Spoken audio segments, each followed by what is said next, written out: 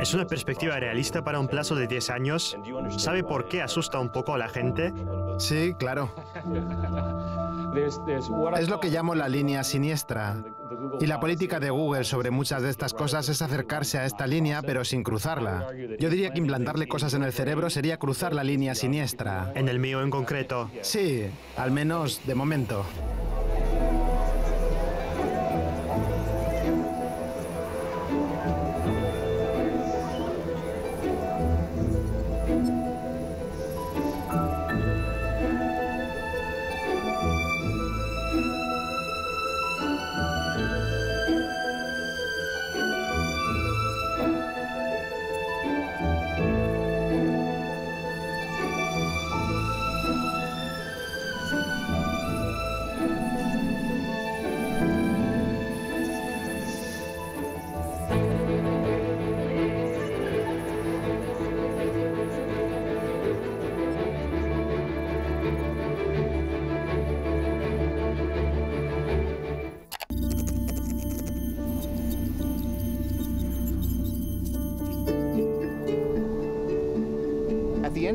A finales del siglo XX, algunos titanes de la industria de Silicon Valley, como Steve Jobs y Bill Gates, hicieron una promesa que alteró para siempre nuestra manera de ver el mundo. Se extiende por el mundo como una superautopista. Se llama Internet. Y de repente eres parte de una nueva red de personas, programas, archivos, ideas. El ordenador personal e Internet llevaron a la humanidad a la era de la información, sentando las bases de una innovación ilimitada. En los albores del siglo XXI habría una nueva revolución. Una nueva generación de jóvenes genios hizo una promesa que superaba nuestros sueños más descabellados. La idea es recopilar toda la información del mundo y hacerla accesible y útil para todos. Información ilimitada, inteligencia artificial, máquinas que sabrán lo que queremos y atenderán cualquiera de nuestras necesidades. La tecnología iría más allá de lo imaginable, sería casi magia. Y pese a ello, el concepto sería tan sencillo como una sola palabra: búsqueda. Ese fue el comienzo de Google, y menos de una década después de Facebook. Le harían una nueva promesa a la humanidad. Lo interesante de Google y Facebook es que se crearon en universidades norteamericanas. En la Universidad de Stanford, dos estudiantes, Larry Page y Sergey Brin, decidieron crear el motor de búsqueda definitivo en Internet. En cuanto a Facebook, al otro lado del país, Mark Zuckerberg, estudiante de Harvard, quiso crear una plataforma social para conocer a chicas y hacer amigos. Así acabamos teniendo Facebook. Nunca piensas que crearás una empresa así o algo parecido. Solo éramos estudiantes de universidad. Creábamos cosas porque pensábamos que era genial. Era una promesa. La cuestión era crear un futuro brillante, que la información fluyera libremente. Y es que detrás de todo ello había cierto idealismo. Creo que una empresa como Google podría tener el potencial de marcar una gran diferencia, una diferencia positiva para el mundo. Y creo que, en consecuencia, también tenemos una obligación. Facebook y Google empezaron con una gran idea y grandes ideales. Por desgracia, también había un lado oscuro. El objetivo que nos propusimos no era hacer una comunidad en línea, sino una especie de espejo de una comunidad ya existente en la vida real.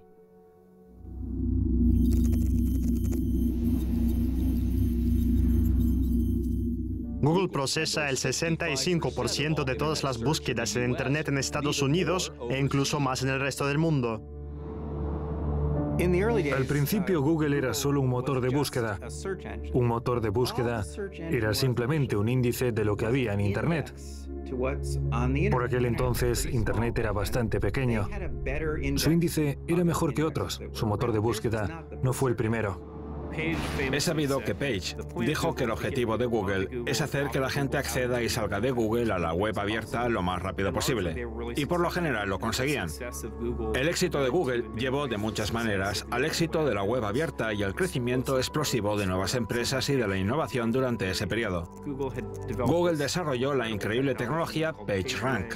revelando lo que se conocía como el algoritmo Backrub. Esta tecnología estaba a años luz de servicios como Yahoo o AltaVista y rápidamente se convirtió en el claro ganador por razones puramente tecnológicas. PageRank se encarga de rastrear vínculos en Internet en lugar de ser un directorio como lo era Yahoo, haciendo fotos de las páginas web y analizando los vínculos entre ellas para evaluar su relevancia. De modo que, si se busca algo sobre la historia de Abraham Lincoln y hay un gran número de enlaces que llevan a una página en particular, eso significa que esa página es la más relevante. Ahora debían averiguar cómo podemos sacarle provecho a esto. Tenemos un índice. ¿Cómo ganamos dinero con él? Averiguaron cómo hacerlo, era bastante simple.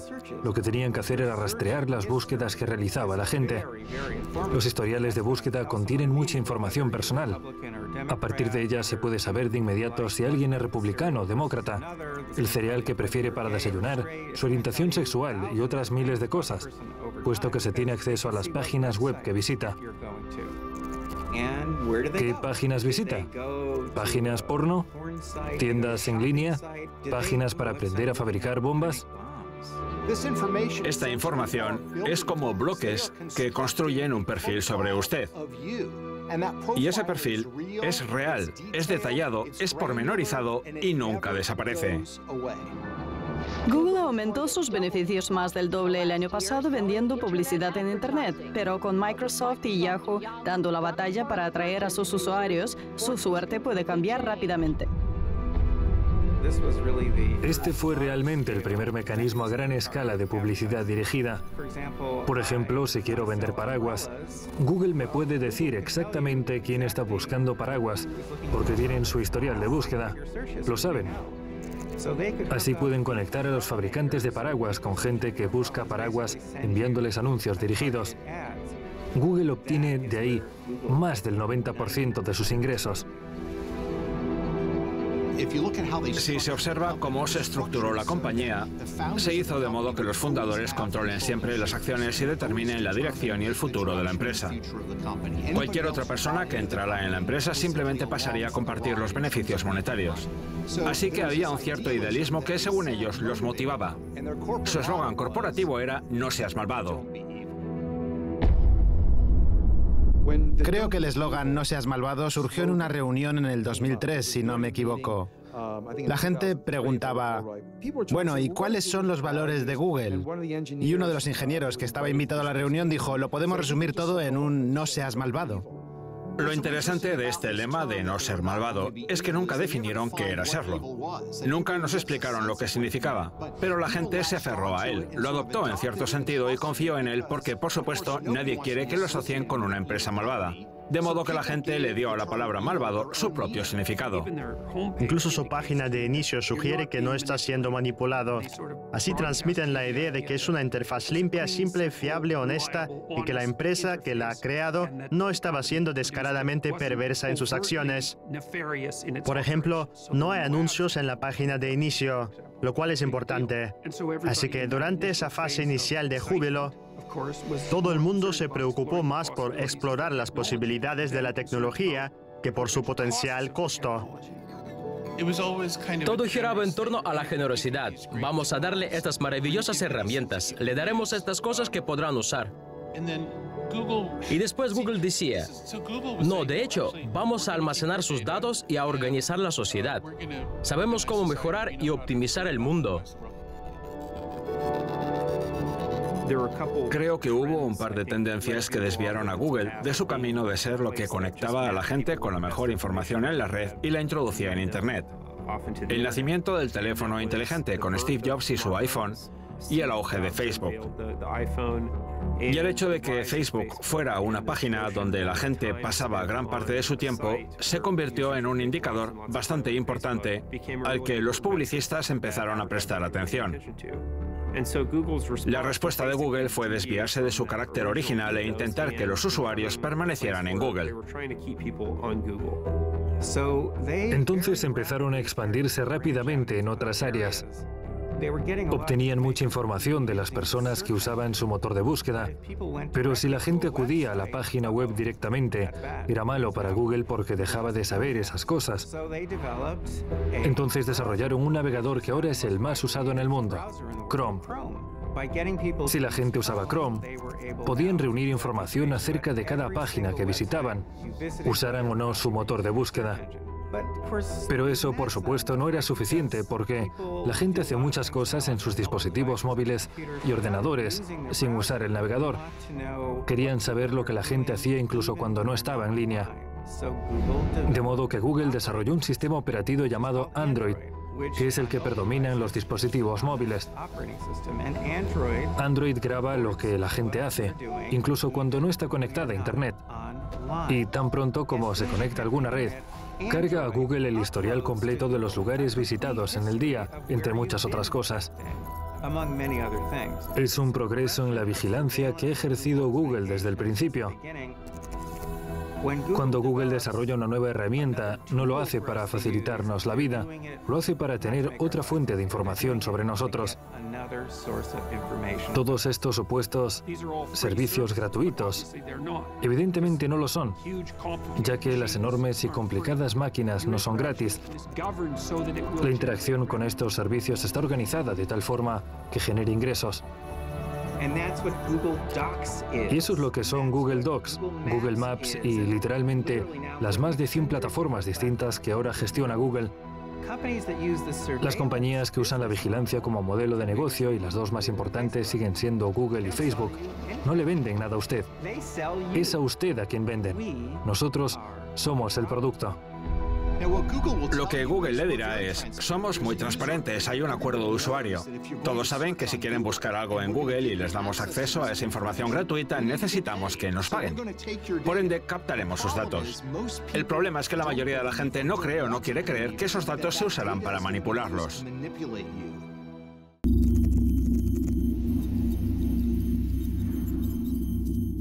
El factor común entre Facebook y Google, aunque sean plataformas diferentes, son las matemáticas.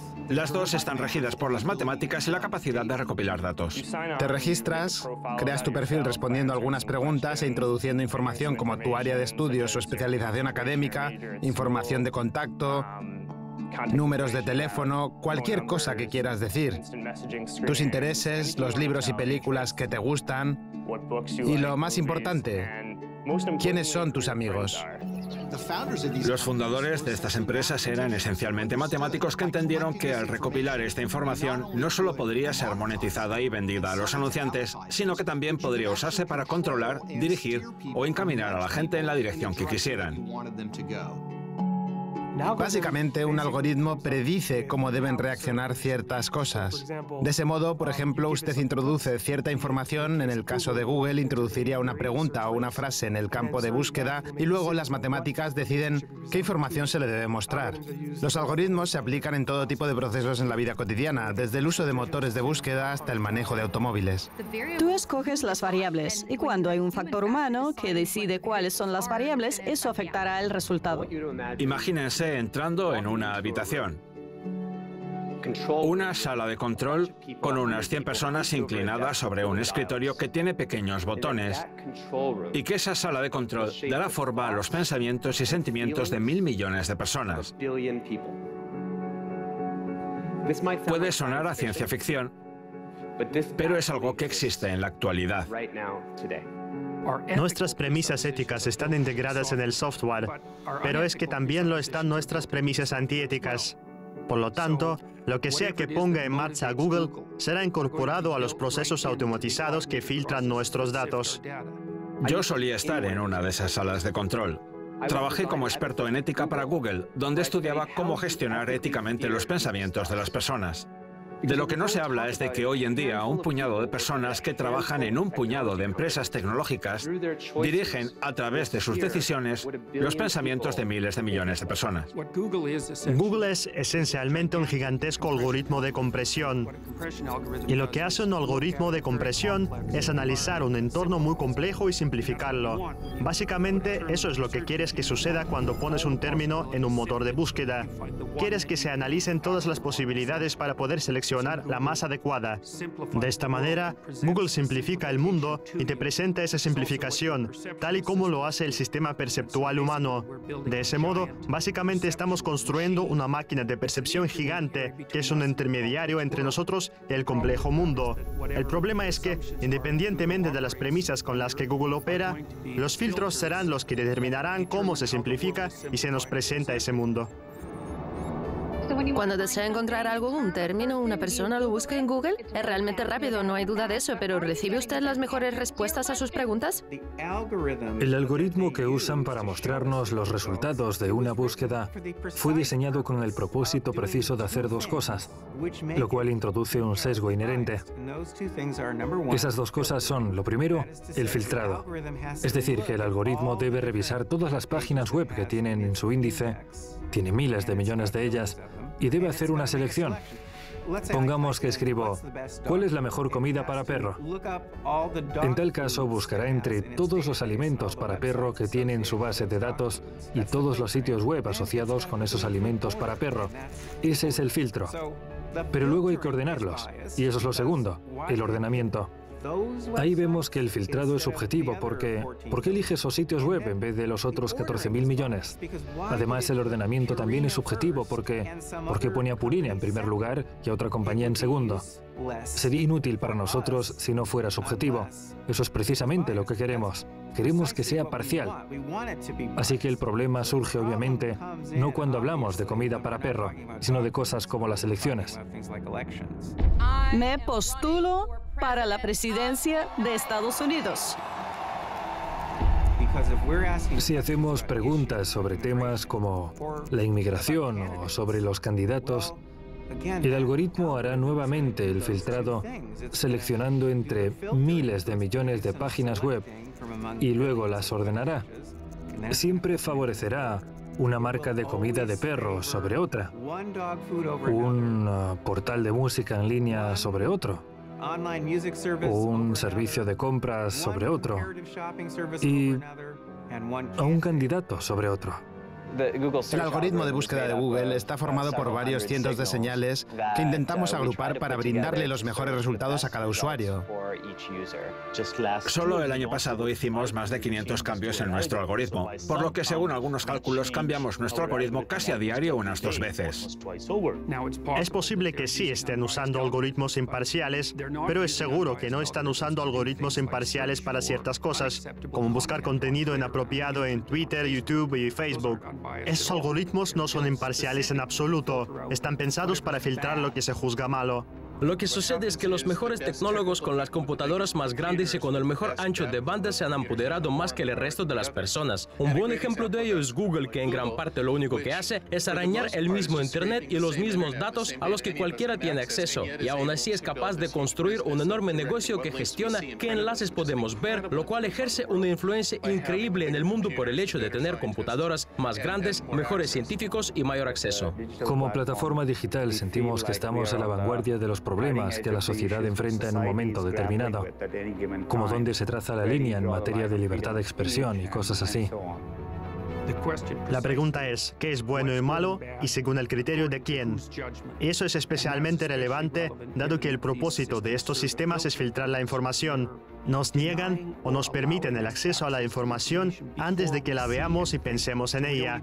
Ni siquiera sabemos qué sucede entre bastidores. La gente que diseña estos sistemas está construyendo una gigantesca mente inconsciente que filtrará el mundo para nosotros y se ajustará cada vez más a nuestros deseos de una manera que beneficiará a los intereses de quienes construyen esas máquinas.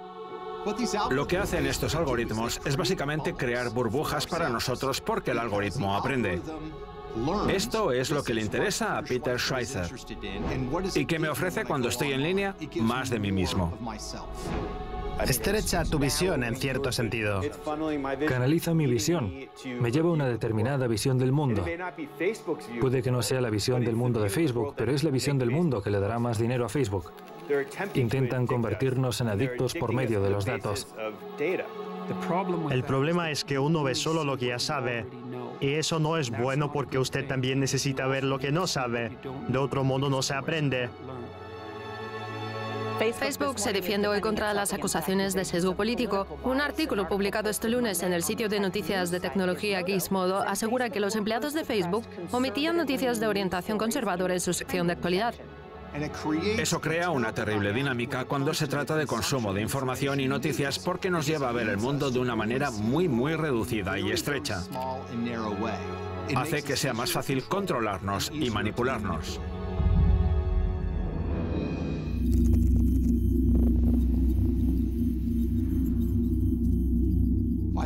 Creo que lo más preocupante de Google y Facebook es lo que no llega a tu conocimiento.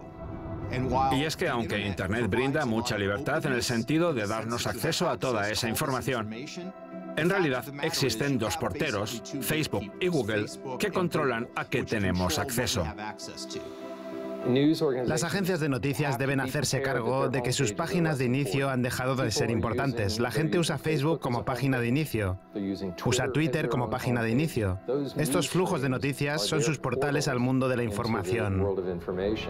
Google y Facebook empezaron como empresas de Internet y ahora se han convertido en empresas mediáticas, en proveedores de telecomunicaciones. Y al menos en Estados Unidos existe una regulación para las empresas mediáticas, para los periódicos y para los proveedores de telecomunicaciones. Pero para las empresas de Internet y medios sociales como Google y Facebook no hay tal regulación, de modo que su papel ha cambiado.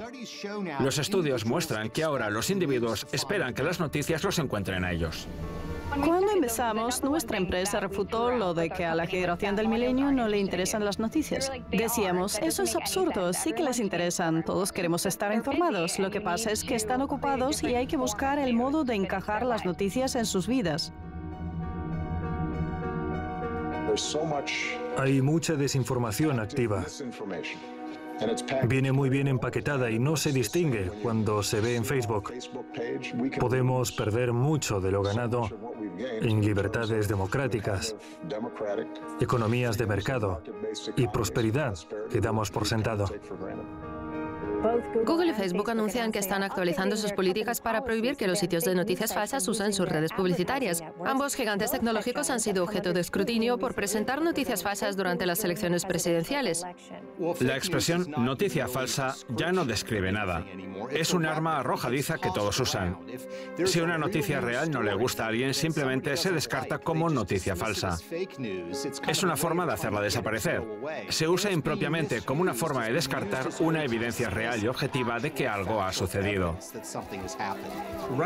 Ahora mismo en las noticias vemos mucha preocupación por el tema de las noticias falsas, como se las llama. Hay tres razones por las que no deberíamos preocuparnos por ellas. Primero, son competitivas. Puedes publicar una noticia falsa sobre mí y yo puedo publicar una noticia falsa sobre ti. Es totalmente competitivo. Siempre ha habido noticias falsas, así como anuncios televisivos falsos y carteles publicitarios falsos. Siempre ha existido y siempre existirá. Segundo, las puedes ver. Son visibles, las puedes ver con tus propios ojos. Y el hecho de que las puedas ver significa que las puedes sopesar. También sabes que siempre hay un factor humano, porque normalmente pone el nombre del autor de la noticia falsa. Puedes limitarte a ignorarlas. En general, la mayoría de las noticias, igual que la mayoría de los anuncios, nadie los lee, en realidad. Si las pones delante de alguien, no hará más que recorrerlas con la mirada. Y la tercera razón por la que las noticias falsas no representan ningún problema es porque existe una cosa llamada sesgo de confirmación. Normalmente prestamos atención y creemos en lo que confirma nuestras creencias. Por ejemplo, si ves una noticia falsa que pone Hillary Clinton es un demonio y te gusta Hillary Clinton, no te lo creerás. Dirás, es ridículo. Pero si resulta que crees que Hillary Clinton es el demonio, dirás, sí, lo sabía. De modo que no puedes cambiar la opinión de la gente con noticias falsas. No puedes. Solo confirmas las creencias que la gente ya tiene. Lo que sí es un problema son las nuevas formas de influir en la gente que ni son competitivas, ni se pueden ver, ni se ven afectadas por el sesgo de confirmación. Si hay algo que no puedes ver, el sesgo de confirmación no surte efecto. Ahora mismo estamos en un mundo donde nuestras opiniones, creencias, actitudes, preferencias electorales y compras son diariamente impulsadas de uno u otro modo por fuerzas que ni siquiera podemos ver.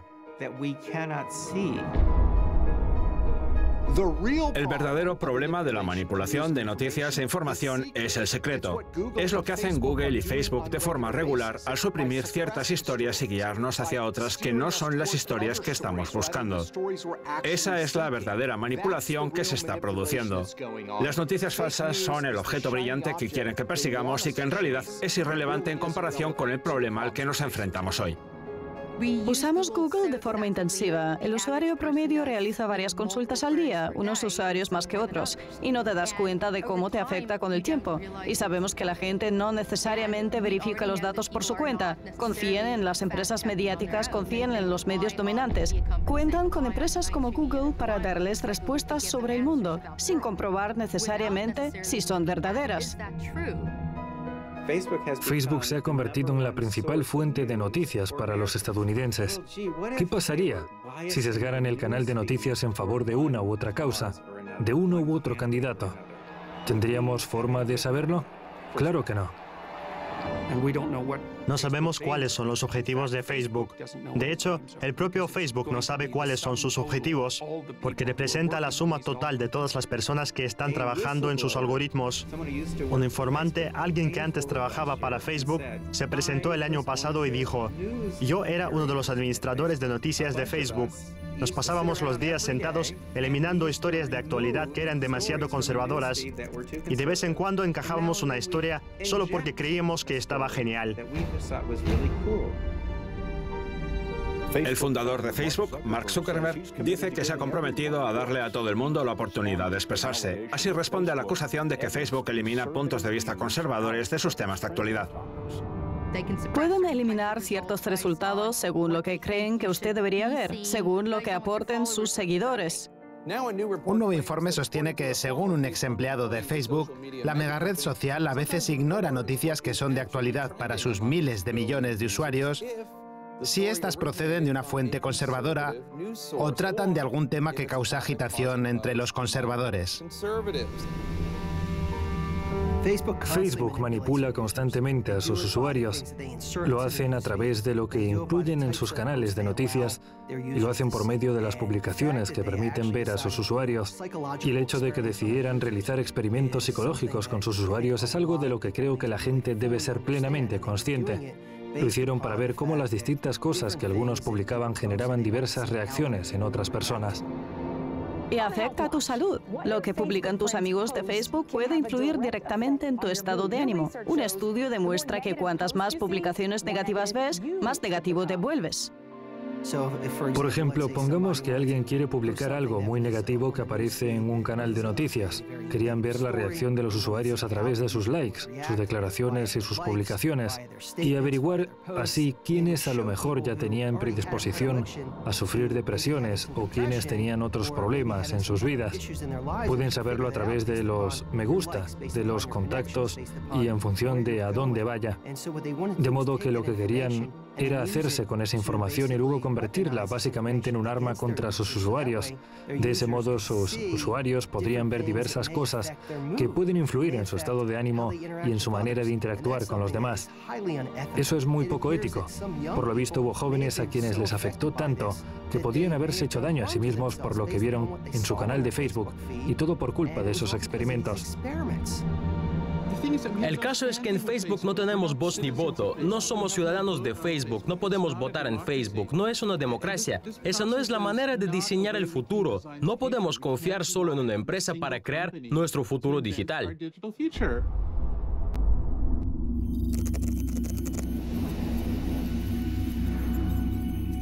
Es lo que llamo la línea siniestra. Y la política de Google sobre muchas de estas cosas es acercarse a esta línea, pero sin cruzarla. Google cruza la línea siniestra todos los días. Y no solo cruza la línea siniestra, sino que también la desplaza. Siniestro es una palabra interesante, ¿verdad?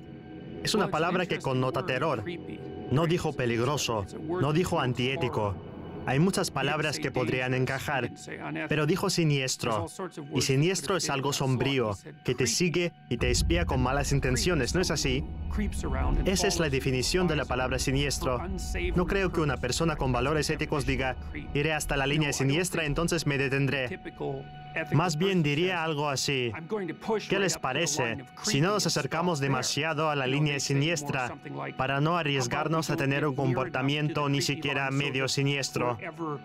Porque si algo es siniestro, es que es realmente malo.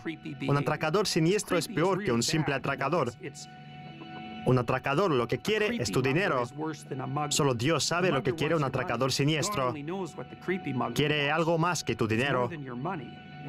Le das a Google mucha información. Buscas las cosas más íntimas en Google. Buscas las enfermedades que tienen tus familiares.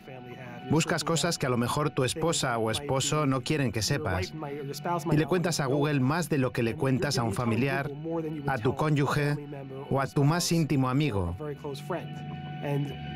Google tiene tanta información sobre ti que da miedo.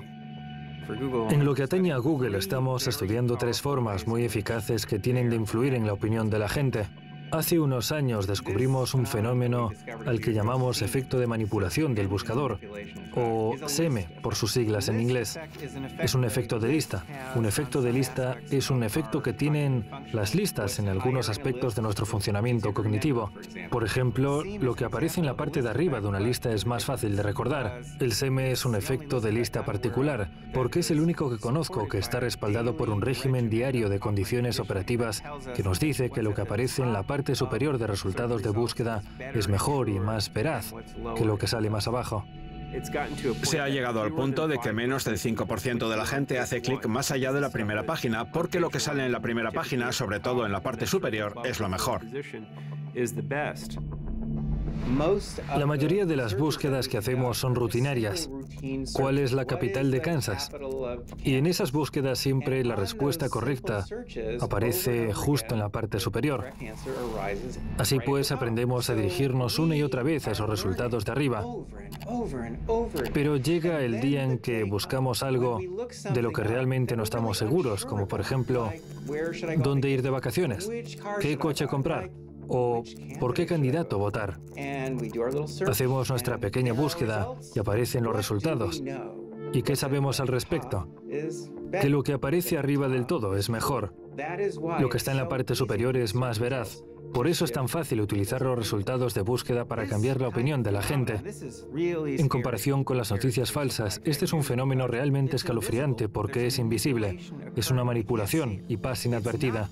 No es competitivo porque de entrada, Google a todos los efectos no tiene competencia. Controla el 90% de las búsquedas en la mayor parte del mundo. Google solo le mostrará una lista en un orden determinado, lo que tiene un impacto dramático en las decisiones de la gente, en sus opiniones, creencias, etc. Lo segundo que hacen es lo que podríamos llamar relleno automático.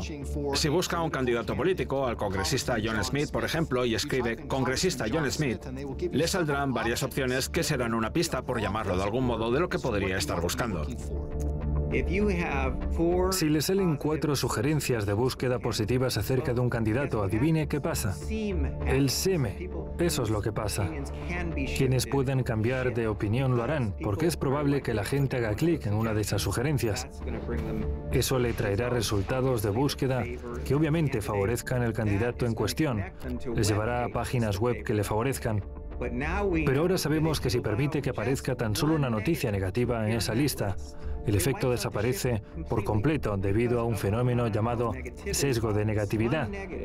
En algunos grupos demográficos, una noticia negativa puede generar de 10 a 15 veces más clics que un artículo neutral de la misma lista. Así pues, Google manipula tu opinión desde el primer carácter que pones en la barra de búsqueda. Este es un medio de manipulación increíblemente potente y simple. Si su empresa proporciona un buscador de Internet y desea apoyar a un candidato, una causa, un producto o una empresa, simplemente suprime información negativa en sus sugerencias de búsqueda. Con el tiempo, toda clase de gente irá cambiando de opinión en el sentido que usted desea, pero no suprima la información negativa sobre otro candidato, otra causa u otro producto. Además, muy a menudo Google enmarca su respuesta en un cuadro. En esos casos, ofrece resultados de búsqueda solo por debajo de ese cuadro, que es donde está la respuesta.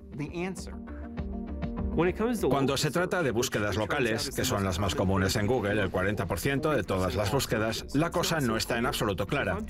Si busco un pediatra en Scranton, Pensilvania, lo que pasa es que Google sigue dividiendo la página, mete la información basada en la meritocracia en la parte de abajo de la página y deja su cuadro de respuesta en la parte superior.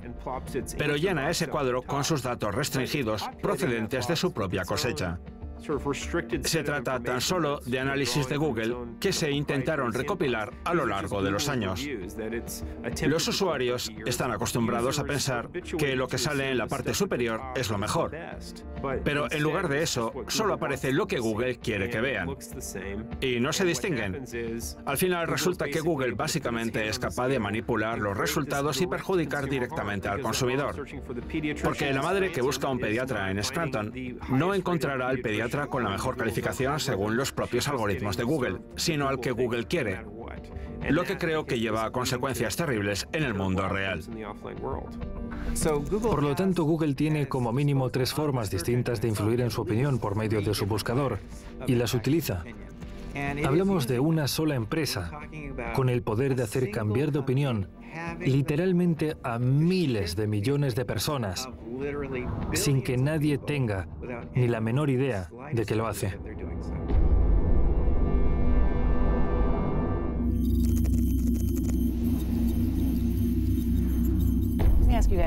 Cambiamos de tema. Quiero preguntarle sobre privacidad e información. Como usted ha dicho, tenemos un teléfono que técnicamente siempre está encendido. Además, Google básicamente parece saber lo que voy a preguntar antes de que lo pregunte. Gestiona mis consultas, sabe todo lo que pasa en mi casa. ¿Debería preocuparme lo mucho que saben de mí? En Google llevamos más de una década respondiendo a esa pregunta y la respuesta es siempre la misma. Usted tiene el control sobre la información que tenemos sobre usted. De hecho, puede suprimirla. También puede buscar de forma anónima. Puede elegir no darnos esa información, pero si nos la da, podemos hacer mejor nuestro trabajo y ofrecerle un servicio mejor. Esa es la respuesta correcta. Claro que los sistemas informáticos recopilan datos, pero los olvidamos con el tiempo. Y hemos dicho por qué y cómo. Google quiere que tu privacidad esté protegida de todos menos de ellos. Lo primero que tenemos que hacer es dejar de usar Gmail. Google almacena y analiza todos los correos que escribimos y todos los correos entrantes que leemos, incluso los procedentes de otros servicios de correo electrónico. Google lo rastrea todo. Y no solo rastrean los correos que escribes, sino también los borradores de esos correos locos que decides no enviar. Luego la información de Gmail se añade a tu perfil personal y así es como cuentan con una fuente de información más para enviar anuncios dirigidos. Los gigantes de la tecnología están cada vez más bajo vigilancia de políticos, reguladores y expertos de izquierda y derecha. A algunos les preocupa su creciente poder llamándolos incluso monopolios, y la tensión sigue en aumento. Sin embargo, su papel en la vida actual no decrece, desde luego. En NewsHour también hemos trabajado y colaborado con Facebook, Google y muchos otros nuevos medios de comunicación. Los periodistas con los que hablo regularmente de estos temas, periodistas de Time Magazine, The Guardian, The Hill y muchos otros, usan Gmail. Y no solo eso, sus empresas utilizan una especie de Gmail. Sus correos electrónicos pasan por los servidores de Google. Google supervisa todas sus comunicaciones entrantes y salientes. Y lo mismo pasa en las principales universidades. Si has ingresado en la Universidad de California después de una fecha determinada, ¿sabes qué? Estás usando Gmail, lo sepas o no. Y se descubrió que, de hecho, Google analizaba los correos electrónicos de los estudiantes con fines no educativos. A día de hoy seguimos sin saber cuáles eran esos propósitos, porque Google todavía no ha confesado lo que hacían con la información. Todavía no han acreditado que han eliminado esos datos. El gran desafío fue cuando descubrí que Google escaneaba los correos electrónicos de nuestros estudiantes con fines publicitarios y otros fines no educativos. Recurrí a los legisladores estatales y traté de alentarlos a introducir leyes que prohibieran esas prácticas. Pero cuando fui a la sede del gobierno estatal, ¿quién cabildeaba contra el refuerzo de la privacidad de nuestros hijos? Google y Facebook.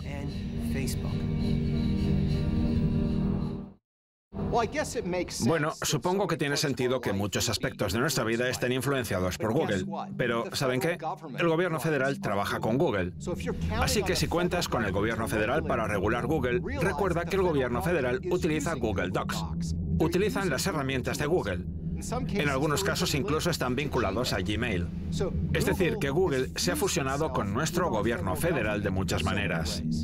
Uno de los motivos del gobierno para usar Google es que lo tiene todo hecho. Tienen algo que funciona, que parece funcionar bastante bien para los consumidores, por lo que la idea subyacente fue, bueno, que algunas agencias gubernamentales usen Google Docs, o usaremos Google Cloud para algunas cosas. Carecen de las competencias técnicas para garantizar la pertinente seguridad y luego se convierte en una situación embarazosa cuando tratan de ocultarlo a los medios, porque la gente con toda razón dirá que hay un gran riesgo de seguridad. Varios miembros del Congreso piden investigar a Google por rastrear en secreto a usuarios de iPhone en Internet, incluso aquellos que creían haber bloqueado este tipo de vigilancia. Vemos que el patrón se repite una y otra vez. Fíjense en Google Street View.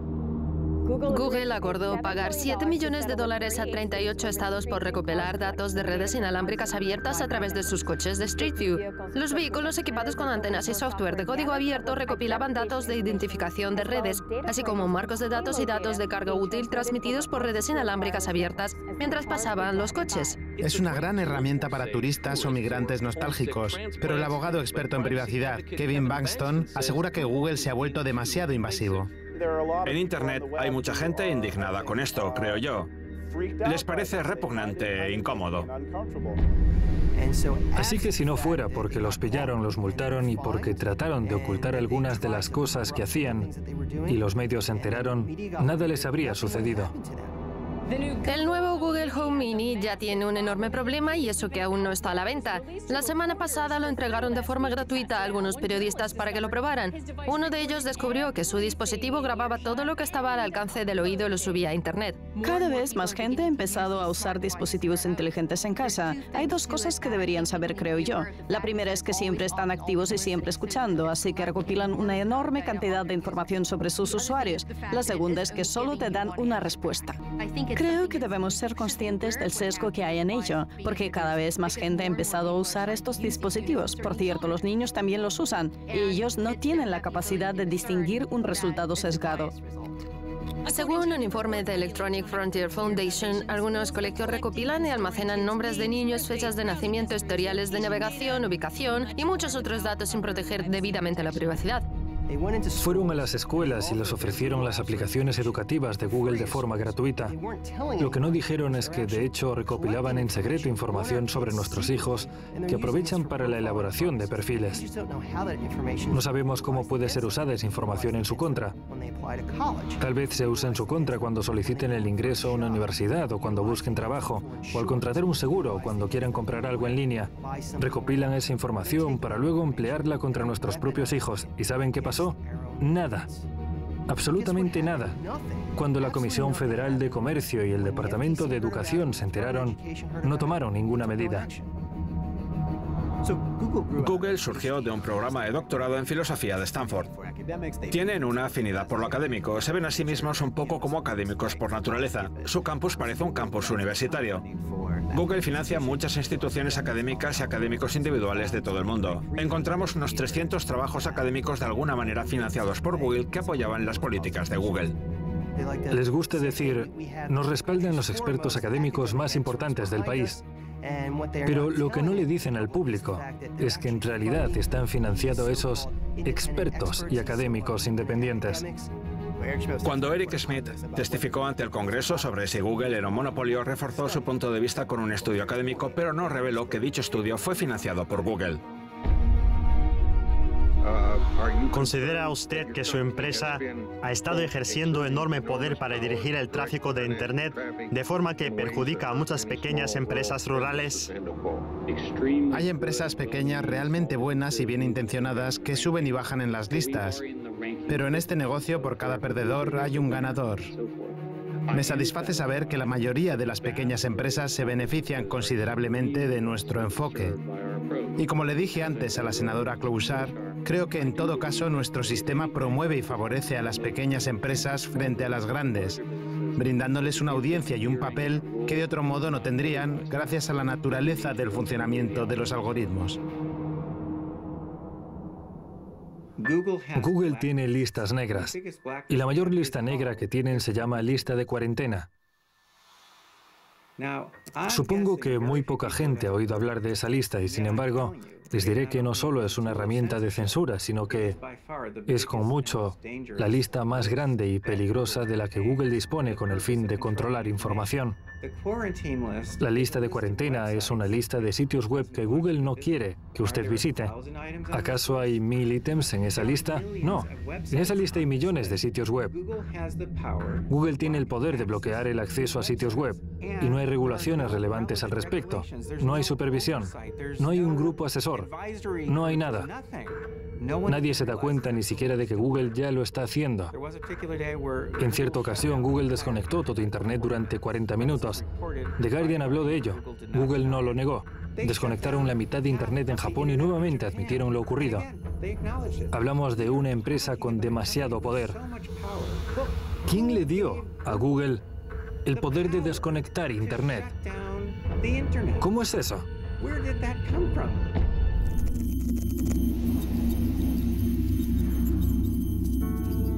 La tasa de adopción de teléfonos inteligentes es tan significativa que esa es su forma de acceder a información. De modo que cómo la gente consigue información, en qué creen y en qué no, es un proyecto para la próxima década.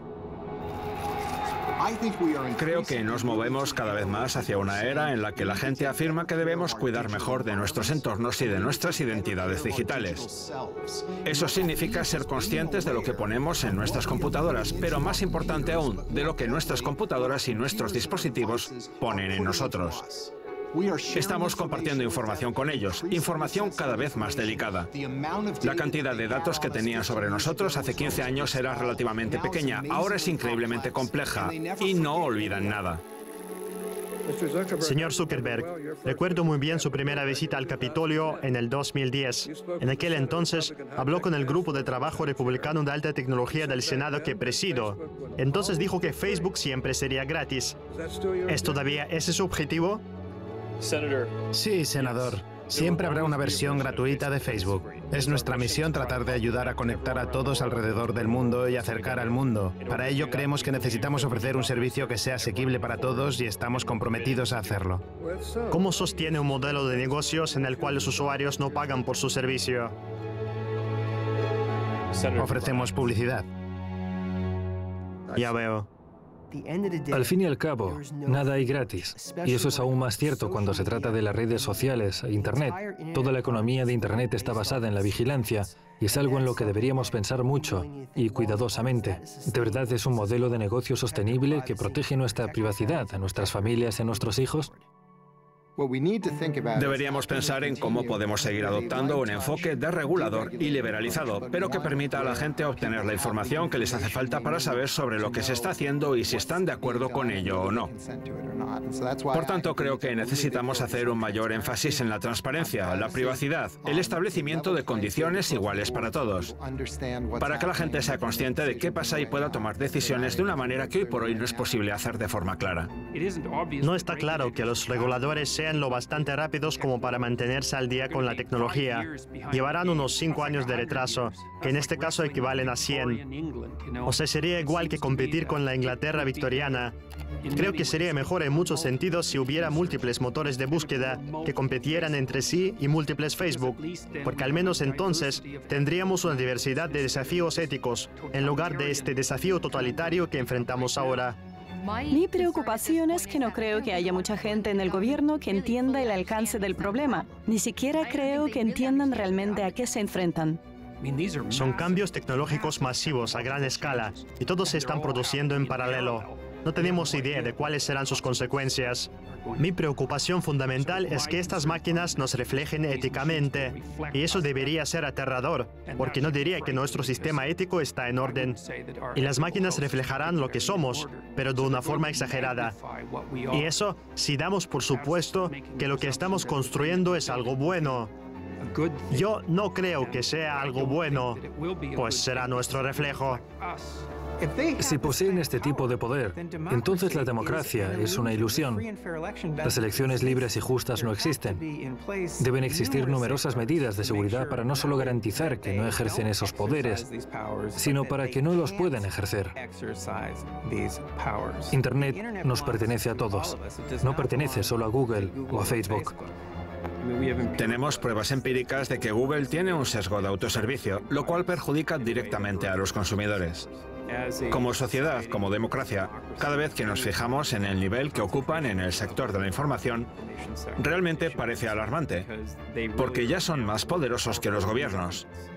Son una especie de reguladores, pero reguladores privados sin ninguna responsabilidad política. No creo que nuestra especie pueda sobrevivir si no solucionamos este problema. No puede ser que en nuestra sociedad, dos personas que quieran comunicarse entre sí solo lo puedan hacer si esta comunicación es financiada por una tercera persona que pretende manipularlos. La noción tradicional de totalitarismo se basa en la premisa o en la idea de que un gobierno intenta establecer control absoluto sobre tu vida y para ello usa el poder y la fuerza represiva de un gobierno. Pues bien, lo que básicamente tenemos ahora es una fuerza totalitaria en el mundo, que son precisamente las grandes empresas tecnológicas. Pero, ¿saben qué? No han usado tropas de asalto, no han usado el Gulag, tampoco han recurrido a la detención de presos políticos para lograrlo. Lo permitimos nosotros mismos, nos ofrecemos voluntariamente. Actualmente vivimos en un mundo donde esos gigantes tecnológicos tienen un control y una capacidad para manipularnos con los que Stalin, Mao, Hitler y Mussolini solo podían soñar. Su poder es inmenso y nosotros confiamos en que esas grandes empresas tecnológicas tomen una decisión correcta y acertada por nosotros. Yo, por mi parte, no estoy preparado para cederle semejante poder a esas personas. Entre tanto, si las empresas no cambian, eliminen sus cuentas. ¿De acuerdo?